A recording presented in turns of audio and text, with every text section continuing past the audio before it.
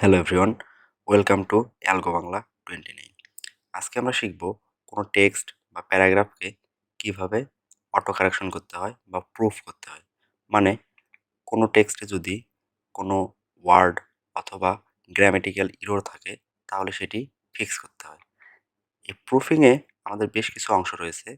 তার মধ্যে উল্লেখযোগ্য হচ্ছে spelling and grammar. Spelling and grammar হচ্ছে এখানে আপনার কোনো ওয়ার্ডে অথবা কোনো সেন্টেন্সে যদি ইরর থাকে সেটা সিনট্যাকটিক্যাল হতে পারে অথবা সেটা গ্রামেটিক্যাল ইরর হতে পারে। সেটি আমরা কিভাবে ফিক্স করব সেটি দেখব আমরা এখন। এই ইররটি ফিক্স করার জন্য আমাদেরকে যাইতে হবে এই যে উপরের যে সেকশনগুলো রয়েছে তার মধ্যে থেকে রিভিউ অপশনে। রিভিউ অপশনে গিয়ে আমরা দেখতে পাচ্ছি এই যে এখানে স্পেলিং অ্যান্ড গ্রামার নামে অপশনটি রয়েছে। এখানে আমরা ক্লিক করতে পারি। ক্লিক করলে এখানে প্রথমটা পাবেন হচ্ছে স্পেলিং এবং দ্বিতীয়টি স্পেলিং অ্যান্ড গ্রামার। স্পেলিং মানে হচ্ছে এখানে আপনি শুধুমাত্র স্পেলিং এর কাজটি করতে পারবেন। আর দ্বিতীয়টিতে স্পেলিং অ্যান্ড গ্রামার ২ টা কাজই একসাথে করতে পারবেন। তো আমি আপনাদেরকে ২ টা কাজ একসাথে করে দেখাবো। এই যে আমি যদি এই টেক্সটের কথা চিন্তা করি, এই যে এখানে সঠিক যে সেন্টেন্স সেটি হবে man is the best creation of god. তো আমি এখানে ইরর রেখেছি ইচ্ছা করে, এটা আমি ফিক্স করব। তাহলে আমি এটাকে যদি সিলেক্ট করি, সিলেক্ট করে আমি এখানে স্পেলিং অ্যান্ড গ্রামারে করব। এই যে এখানে দেখতে পাচ্ছেন, এখানে আমার ১ম এ যে ইরর সেটা আমাকে বলে দিচ্ছে যে এখানে ১ম এ ফিক্স করবে। তো এই যে এখানে চলে আসছে, আমি এই যে এখানে ক্লিক করতে পারি। এই যে আমার এখানে স্পেলিং এ আসছে যে ইরর। এখন এখানে আমাকে আবার সাজেশন দিয়েছে। আমি আমার ইচ্ছামতো আমি এখানে চুজ করতে পারি। এই যে ঠিক হয়ে গেল। এখন পরেরটাতে আসছে। পরেরটাতে কি আসছে? এই যে এই অংশটুকু। এই অংশটুকুর জন্য কি আসবে? রিটেইন আসতে পারে, রিটেইনস আসতে পারে, আবার ক্রিয়েশন। তো আমার ক্রিয়েশন লাগবে। এজন্য আমি ক্রিয়েশন এ ক্লিক করলাম। ঠিক হয়ে গেল। এখন আমার এখানে রয়েছে এই স্পেলিং এর ইরর রয়েছে। এই স্পেলিং এর ইরর দেখার জন্য এই যে দেখতে পাচ্ছেন ইজের যে ইরর, এই যে দেখতে পাচ্ছেন আই পরে আছে, এস আগে আছে। এই ইররটা ফিক্স করার জন্য আমি আবার এখানে ক্লিক করব, মানে যেটা সঠিক, যেটা আমি চাচ্ছি, আমার যে কাঙ্ক্ষিত রেজাল্ট, সেখানে আমি ক্লিক করলাম। এই যে ফিক্স হয়ে গেছে। এখন চলে এসেছে কি জিডিও, এখানে হবে গড। এখানে আমি আমার কাঙ্ক্ষিত রেজাল্টটা বেছে নিব। এই যে গড বেছে নিলাম আমি। তারপরে আবার আছে স্পেলিং একটা ইরর আছে, মানে কারেকশনস আছে। আবার স্পেলিংস এখানে ক্লিক করলাম। এই যে এখানে হবে বেস্ট, আমি এখানে বেস্ট বেছে নিলাম। আমি উপরেরটাও নিতে পারি, নিচেরটাও আমার ইচ্ছা মতো আমি নিচেরটা নিলাম, কারণ এটাই আমার সঠিক। তারপরে আরেকটা ইরর রয়েছে, সেটা হচ্ছে গ্রামেটিক্যাল ইরর। এই যে গ্রামেটিক্যাল ইরর রয়েছে, আমি এখানে ক্লিক করলাম। এই এখানে দেখতে পাচ্ছেন গ্রামেটিক্যাল, মানে এখানে যে সেন্টেন্সটা শেষ হয়েছে, এই সেন্টেন্সটা শেষ হওয়ার পরে আমার একটা ফুল স্টপ বসবে। তো সেটা আমি দেইনি, এজন্য ইরর দেখাচ্ছে। এই যে এখানে আমি ক্লিক করলাম। এই যে এখন আবার ইরর দেখাচ্ছে কোথায়? আবার গ্রামেটিক্যাল ইরর দেখাচ্ছে কোথায়? গড। গডে কি হয়? ১ম যে লেটারটি মানে জি, সেটি হবে ক্যাপিটাল। সেজন্য এখানে ইরর দেখাচ্ছে। যে আমি ক্লিক করলাম, এই যে দেখতে পাচ্ছেন।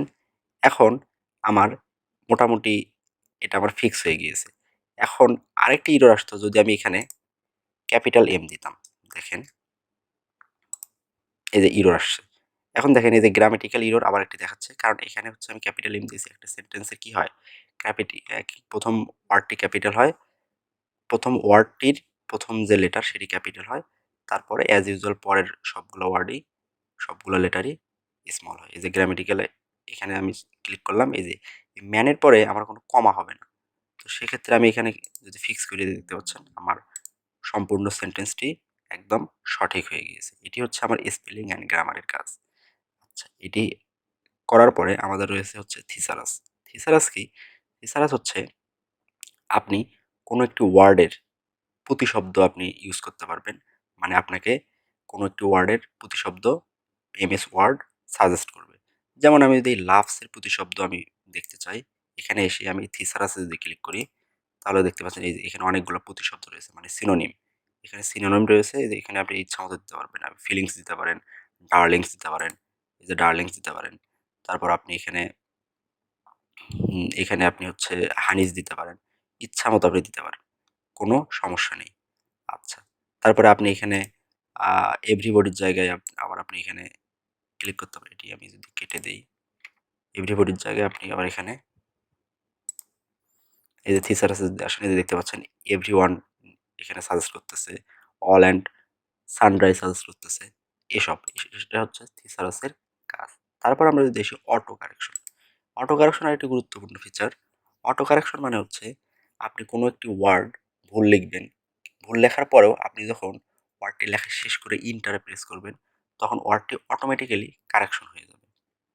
আমরা একটু দেখি কিভাবে কারেকশন হয়। এর জন্য আমাদেরকে করতে হবে কি? এর জন্য আমাদেরকে আসতে হবে ফাইলে। ফাইলে এসে এই যে নিচে দেখতে পাবেন অপশনস নামে অপশন রয়েছে একটি। এই অপশনসে ক্লিক করলাম। ক্লিক করার পরে এই যে প্রুফিং দেখতে পাবো আমরা। প্রুফিং এ ক্লিক করলাম। তারপরে আসলাম অটো কারেক্ট। আচ্ছা, অটো কারেক্ট। এখন এখানে আমরা যদি লিখি, আমরা এখানে হচ্ছে মানে সিলেক্ট করে দিব যে কি লিখলে কি আসবে। এখন আমরা যদি বলি যে MARGE, এই যে মার্জ, এই মার্জ থেকে কি আসবে? আমি যদি এই মার্জ লিখি, এটা হচ্ছে সঠিক না, এটা আমার ভুল।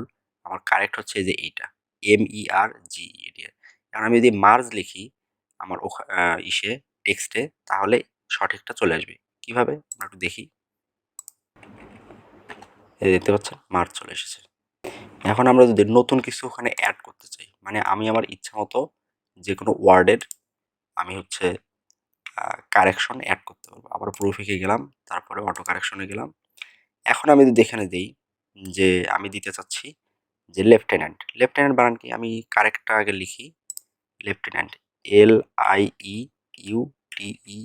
LIEUTENANT, এটা হচ্ছে লেফটেন্যান্টের কারেক্ট স্পেলিং। এখন আমি এটা ভুল দিব। কিভাবে ভুল দিব? আমি যদি LIUTENANT, আমি যদি এটা দিই, তার মানে কি আমি এটা লেখা মাত্রই আমার কি আসবে? সঠিকটা আমাকে সাজেস্ট করবে। আমি কপি করে নিলাম। এখন আমি এখানে অ্যাড করব। মানে এটা লিখলে আমার এটা আমাকে অটো কারেক্ট করে দিবে। আমি অ্যাড ক্লিক করলাম। তারপর আবার আমি ওকে, এই দেখতে পাচ্ছেন এখানে অ্যাড হয়ে গেল।